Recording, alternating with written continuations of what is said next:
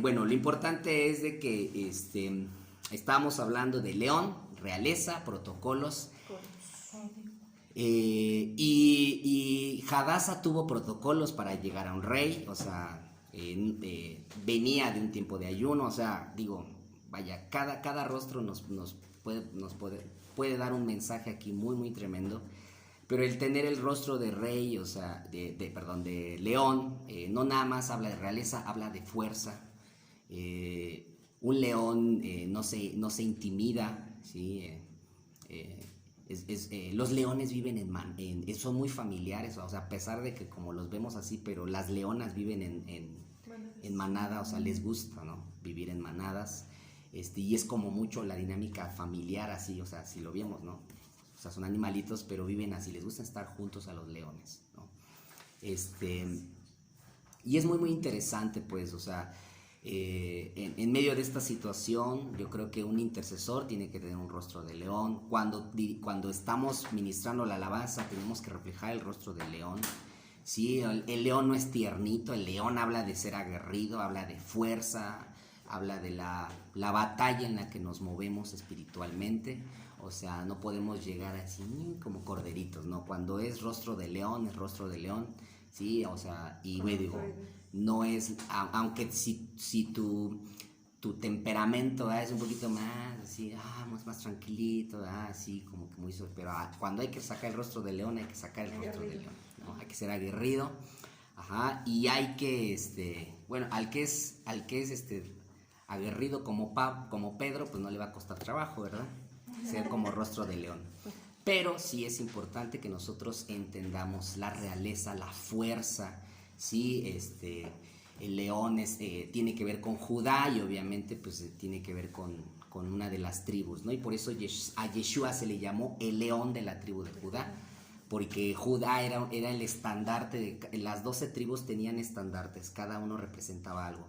Entonces el estandarte de Judá era un león y cuando se presentaba Judá, así alguna vez han visto las películas cuando van caminando los reyes y tienen su estandarte que los define. Eso es de las tribus de Israel. Entonces Judá tenía su estandarte de león. Entonces habla de la realeza, habla de la fuerza, ¿sí? Y todo esto que tiene que ver con el señorío, ¿verdad? De Yeshua, pero también eso reflejado en nosotros. Entonces, cuando, ¿verdad? Aprovechando esto, ¿no? Esta situación de lo que estamos viviendo hoy en este tiempo, ¿verdad? No sabemos si más adelante estarán viendo, cuando haya venido el arrebatamiento, estarán viendo estos videos. Pero pues ni modo a sacar el rostro del león aunque te estés persiguiendo el anticristo, ni modo, ¿verdad? Suena muy sí, no, yo diría muy suavecito, ¿no? Porque la persecución va a ser terrible, ¿no? Cuando estemos viendo ya esos capítulos, va a ser algo terriblemente, y aún así va a haber un segundo chance. Con esto no significa que pues me espero a la segunda vuelta, no, porque el segundo chance, como viene ahí en Apocalipsis, es aquellos que simplemente entran de panzazo al reino. Entonces ese segundo chance ya no es de esposa, sino es simplemente de los invitados a las bodas, ¿no? Diría muy a la mexicana, los que arrojan el arroz a los novios, ¿ok? Entonces eso simplemente será otra parte. Ok, entonces aún en medio de eso hay que sacar el rostro de león. Bueno, siguiente, vea qué curioso. Después dice de león a becerro, o sea, totalmente diferente el asunto. O sea, cómo es un becerro tierno, la carne es suavecito, es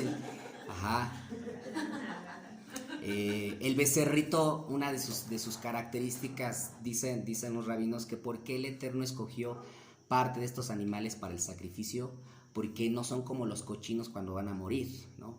Un becerro no se queja cuando va a morir.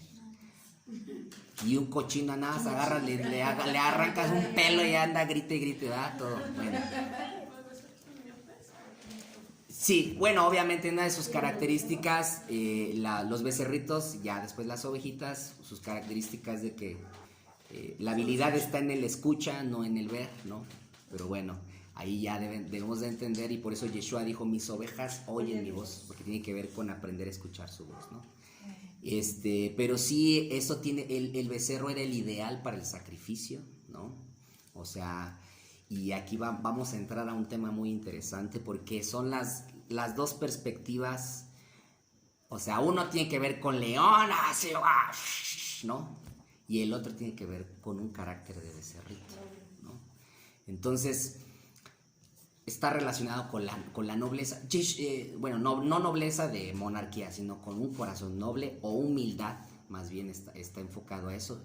Yeshua en Isaías dice, o más bien dice el profeta Isaías, que el Mesías o Yeshua, que ahora ya sabemos que es Yeshua, fue como un cordero inmolado al matadero porque no se resistió, ¿ok? Entonces, imagínense, habrá momentos donde sí tienes que sacar la dinámica de león. O sea, imagínense Yeshua, qué pantalones tuvo para poder sangolotear a unos con un latigazo, ¿no? O sea, vean la otra contraparte, ¿no? Entra al templo y pa, mi casa será llamada casa de oración, no cuadra de ladrones, y pum, latillando a todo mundo, ¿no? ¿Qué cosa? ¿Qué le pasó, no? Y de repente, pero en el madero así calladito, ¿no? Entonces, ¿cómo llegas a eso? Es muy, muy tremendo. El profeta Ezequiel vio el buey, ¿no? Que es el toro yunta, ¿verdad? Por cuestiones de como el YouTube y bueno, culturalmente a lo mejor aquí suena medio rudo, ¿no? Ajá, como grotesco, ajá. Y hasta le compusieron una canción, ¿verdad? Pero bueno, sacaremos ese güey. Pero no importa. O sea, suena chistoso culturalmente, pero curiosamente el buey, el toro yunta, es muy tremendo. Fíjense que de llegar a toro a ser un toro yunta es algo bien tremendo. Una vez platicando con una persona que se dedicaba a hacer toros yunta, me explicó un poquito el proceso, de ahí aprendí bastante. Entonces dice que primero, para poder elegir un toro yunta, lo que hacen es, desde su nacimiento, dicen, este va a ser yunta, yunta, pa. Entonces, lo eligen desde que nació, ¿ok? Después, entonces, el torito empieza a crecer, ¿verdad? Es como, ¿no? Lo empiezan a alimentar. ¿Alguna vez ustedes han visto un toro yunta? ¿Cómo es? O sea, son animales gigantescos, fuertísimos, o sea, son unas cosotas así, grandísimas. Pero qué tremendo que un toro de esa magnitud se deje que el boyero, que ese es el que se le llama, al que dirige la yunta, le agarre los cuernos. O sea, si tú, o sea, hazle eso a esos que están ahí en la Pamplona, o como lo que hacen acá en los pueblitos de las pamplonadas. No, agárrale, es lo que más le... O sea, si tú le agarras a un toro los cuernos, sales volando, te mata. Pero esos animales, o sea, es un toro, tiene unos cuernísimos, así grandísimos. ¿Cómo ese toro se deja que un humano le agarre los cuernos y lo agache? Le haga así, lo someta, para ponerle el yugo. ¿Ah? O sea, obviamente ese toro tuvo que llegar a ese proceso. Entonces, el toro va creciendo con lo van alimentando. Pero entonces cuando el toro ya tiene la fuerza, ya creció, ya está llegando a cierta etapa de madurez en su vida, lo que hacen los que llevan este proceso es que lo ponen al lado de un toro ya procesado, un toro yunta, y le ponen el yugo. Entonces, como ese torito, llamémoslo toro joven, no está listo, entonces está libre y de repente le ponen el yugo, imagínense cómo se pone, ¿no? Entonces lo ponen, pero ¿qué pasa? El toro de al lado, como ya tiene la fuerza, lo lleva, ¿no? Y el otro lo jala, porque esa es la dinámica del yugo, ¿no? De hecho, uno de los significados del lazo ese del matrimonio es eso, ¿no? Es el yugo, ¿no? Órale, la mujer le pone el yugo al varón y el varón a la mujer, vale, para que no se vayan desviando, uno para allá y el otro para allá. Ahora, los dos en no sé. Ok, eso es interesante. Pero el que le da fuerza lo jala, entonces pues el toro protesta, ¿no? Porque no está acostumbrado al yugo. Yeshua por eso dijo, ligera es mi carga, o sea, aprende a llevar mi yugo. Entonces él es el toro mayor, si lo vemos así, te lleva a ti. Y aunque estemos, ¿verdad?, en ese proceso, pero él te va jalando. Entonces, ese empieza su proceso. Después, otra cosa, se los voy a contar rápido, porque bueno, hay más cosas, pero otra cosa que es que lo meten a un como cuadrilátero, ¿verdad? Así, o una cerca, donde simplemente lo llevan a latiguearlo, ¿no? Entonces, el proceso es que lo ponen a arar yunta, ¿verdad? Al principio, pues como no le queda de otra porque el toro de al lado tiene más fuerza, pues empieza a ceder. Pero la segunda parte es de que lo empiezan a latiguear. Paz, paz, paz, paz, paz. Entonces imagínense, la yunta y el látigo, paz, la yunta y el látigo, la yunta y el látigo. Y llega al lugar del corral y a seguirlo latigueando. Paz, paz, paz, ¿no? Hasta que, y bueno, una vez una persona que venía aquí, que era medio pedrito, así, ¿no? Entonces, me dice, pastor, ya me tenía hasta acá, ¿no? O sea, por eso digo, casi no entra a consejería conmigo, pero cuando entre, el que entra a consejería conmigo es que ya es su última oportunidad, en serio, ¿eh? O sea, ya pasaron por el profeta, ya. Cuando pasen conmigo, o sea, olvídense ya, ¿no? O sea, bueno, eso es paréntesis. Pero esa persona me decía, ¿hasta cuándo, pastor? Y digo, ¿cómo le dije? Hasta que te calles, le dije. Se te va a quitar eso. Pues ya me tenías así, ¿no? Que cada rato llegaba, ¿no? Dije, hasta que te calles ya. Se te va a quitar el látigo. ¿Cómo, pastor? No me diga eso. Pero bien que le cayó después. Me dice, ay, qué bien, qué buenas gracias, porque dijo eso. Terminó yéndose, pero no importa. Lo que le dijo se le tenía que haber dicho, ¿ah? Lo que dijo. Ok. Ni estén pensando, porque yo creo que ni la conocían. Así es de que ni piensen, ¿no? No empiecen ni leer. Bueno. ¿Pero qué le dijo? Le comenta el proceso de la yunta. Entonces le dije, mira, cuando se le quita el látigo al toro es cuando ya se deja de quejar.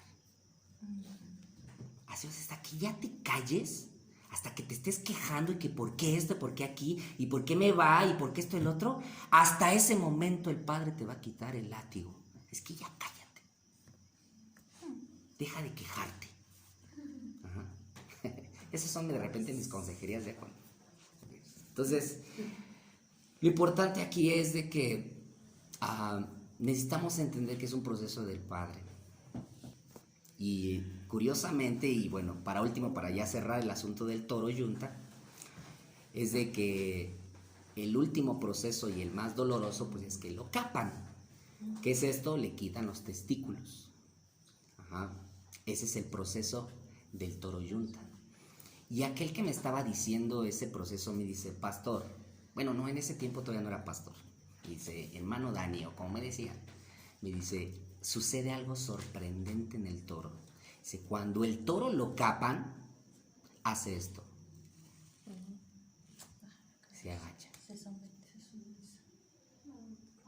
Porque perdió su virilidad. ¿Sí?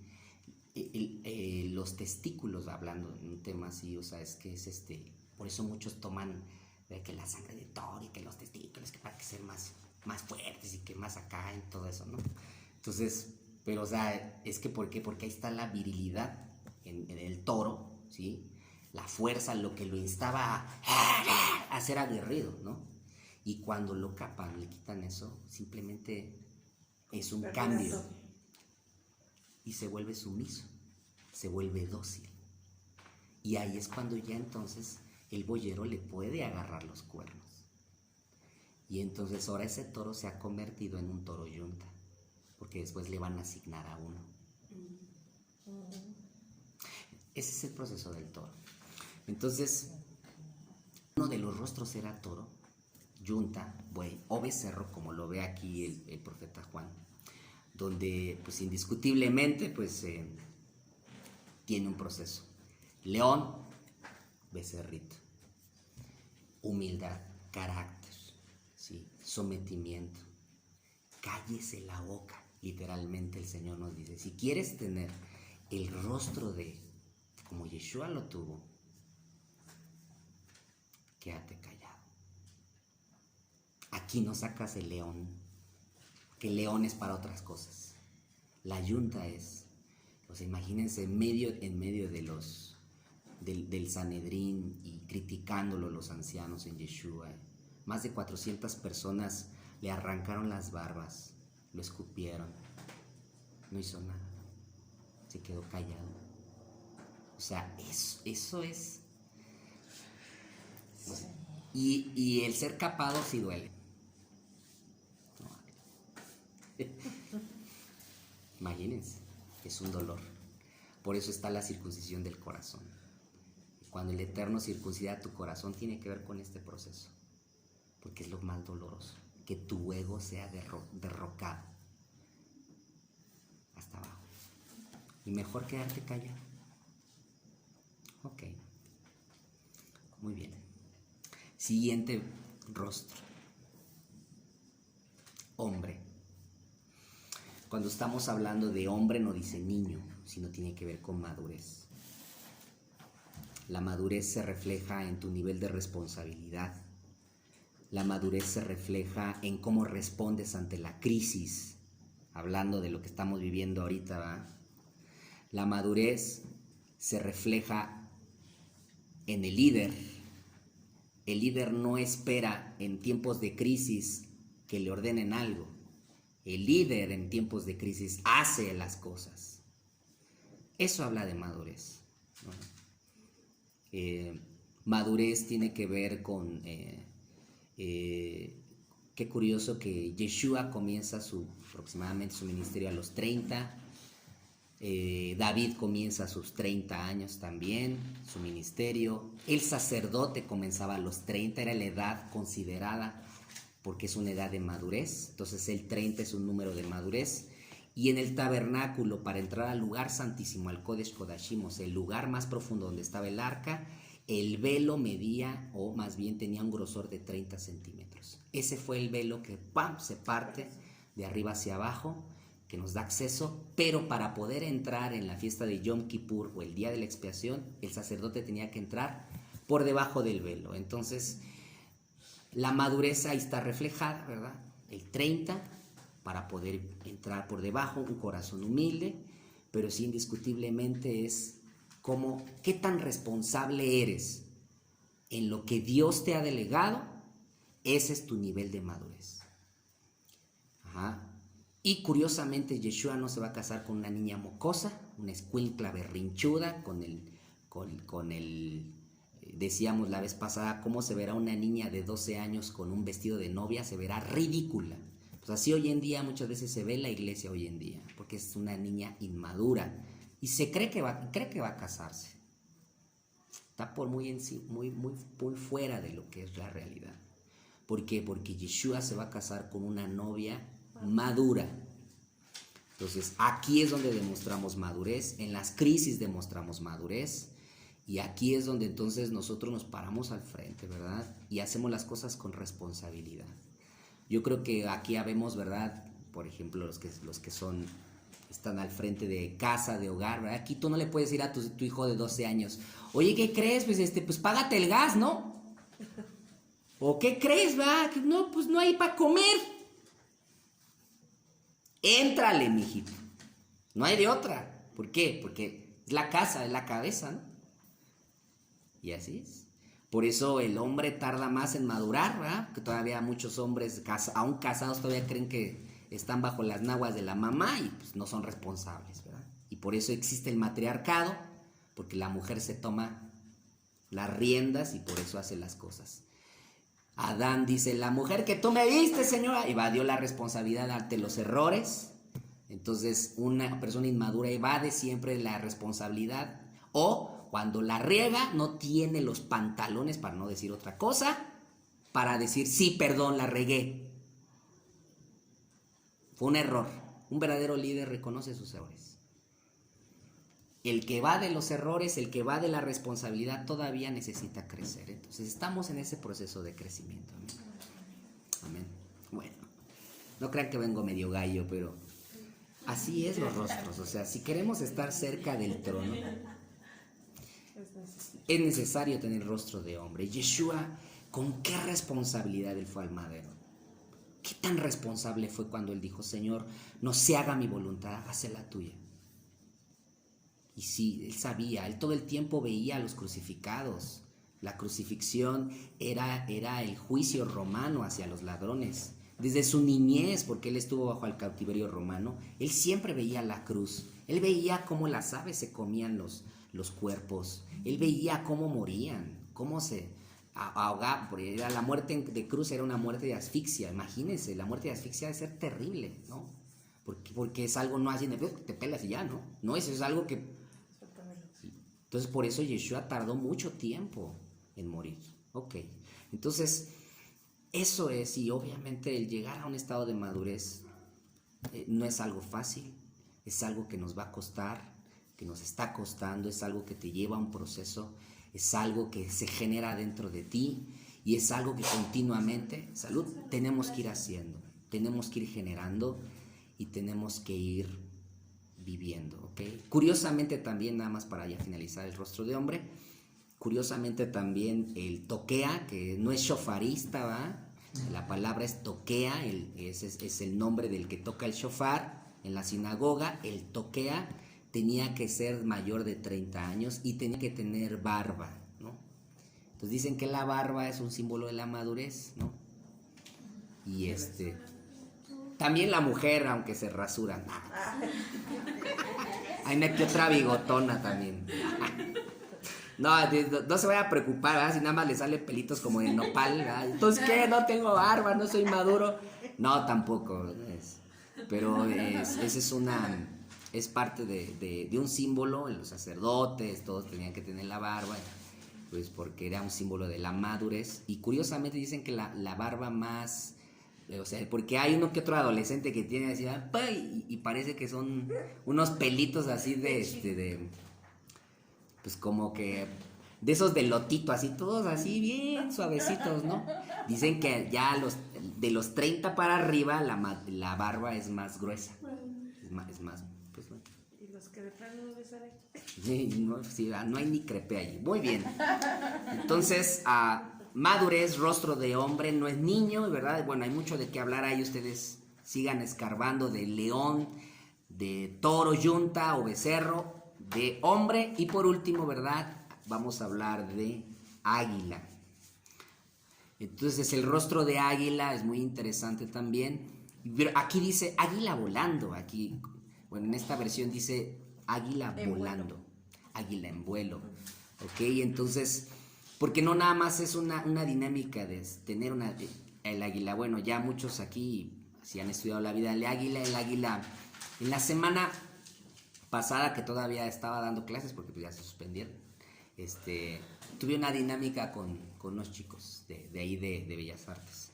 Y entonces yo le estaba haciendo preguntas, ¿verdad? Y entonces le dije, a ver, ahora ustedes hagan una pregunta. Y me dice, y al final, porque los llevé a una reflexión, pero les estaba preguntando que si fueran un animal o qué animal les gustaba. Entonces ya me dijeron, ¿y usted, maestro, cuál? ¿No? Son puros adolescentes, ¿no? 17, 18 años, de por ahí así. Y entonces le digo, a mí me gusta el águila. Me dicen, ¿por qué? Le digo, bueno, el águila porque tiene visión. Ve más allá de 2 kilómetros su presa. O sea, es una visión increíble. El águila, cuando sube en esa visión, cuando sube al sol, o sea, tiene un doble párpado. O sea, no nada más tiene el que se cierra, sino tiene unos como lentes polarizados, así el Eterno lo creo, que cuando van y miran al sol, o sea, ¡fum!, se les pone otro párpado donde ellos pueden visualizar, o sea, no les molesta el sol, ¿no? Les dije, el águila vive en las alturas. El águila no anda ahí. Le digo, el águila no come carroña, come lo mejor, ¿sí? El águila, por ejemplo, otra característica del águila es de que sus alas ya extendidas son 2 metros de largo, ¿no? Eso significa que el águila controla los vientos. Dicen que el águila ay, qué tremendo, ¿eh? Yo creo que de ahí salió el GPS. Pero el águila tiene un GPS natural Ajá.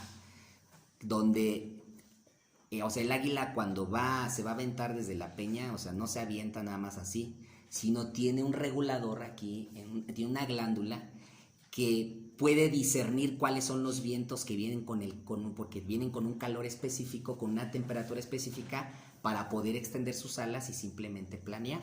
O sea, el águila, cuando se avienta, ya tiene un GPS, ¿verdad? Que tiene una dirección. Ahí ya ustedes fluyan después en lo profético, ¿ah? Pero eso es tremendo, hermanos, porque el águila controla los vientos, ¿sí? Porque si se dan cuenta, a mayor altura hay mayor peso, ¿sí? O sea, si alguna vez te han subido a un cerrito, ¿por qué les empieza a doler la cabecita? Porque la presión es más fuerte. Entonces las águilas están en las alturas. Entonces aprenden a controlar las alturas. Los aires en las alturas son mucho más, o sea, si tú avientas una palomita así como de... los lleva el viento, ¿eh? Porque no tiene la capacidad. El águila no. El águila, sus garras pueden triturar huesos. O sea, tiene una fuerza tan tremenda, ¿eh? Que agarran la presa y pueden cargar presas más pesadas que ellas. O sea, es tremendo, ¿no? Y bueno, y por último, lo que muchos a lo mejor ya han de saber, que hay un proceso del águila, donde cuando ya le crecieron las uñas, ya le creció el pico y ya las plumas están pesadas, pues tiene que subir a la peña, pues para romperse el pico, para arrancarse las plumas, ¿verdad? Y para arrancarse las uñas y le salgan unas nuevas. Y dicen que ahí es donde se prolonga 15 años, entre 10 y 15 años más, la vida del águila. Entonces el águila tiene renovación. Entonces, es bien tremendo, ¿verdad? El vivir los 4 rostros de el carácter de Yeshua y lo que este sentido del capítulo 4 nos habla, ¿no? Se reflejan totalmente en Yeshua, pero tiene que ver con cada uno de nosotros, tiene que ver con la dinámica del reino y hacia dónde vamos. Y bueno, qué curioso que después vamos a ver el capítulo 5, eso lo vamos a ver en otra ocasión. Pero 1, 2, 3, 4 y 5 es como que cimentar realmente lo que el libro de Apocalipsis presenta a cada uno de nosotros. ¿Por qué? Porque después van a venir todo lo que a lo mejor algunos están esperando, que hay que hablar del anticristo, hay que hablar del 666 y que el falso profeta y que los demonios y que esto y el otro, si vienen ahí. Pero primero hay que entender a quién servimos, quién es Yeshua para nosotros, cómo está manifestado su trono. El trono que está en una adoración eterna, que viene de una eternidad y va hacia una eternidad. Y pues que indiscutiblemente ese es el Dios que adoramos. ¿Okay? Entonces, aquí vamos a terminar con Apocalipsis capítulo 4, ya para que vayan a casita, ¿va? Y ya puedan dormir rico y adquirir los 4 retos. ¿Quieren vivir cerca del trono del Eterno? Ahí les dejo esa llavecita. Muy bien. Bendiciones grandes. Un abrazo, shalom a sus vidas. Y bueno, pues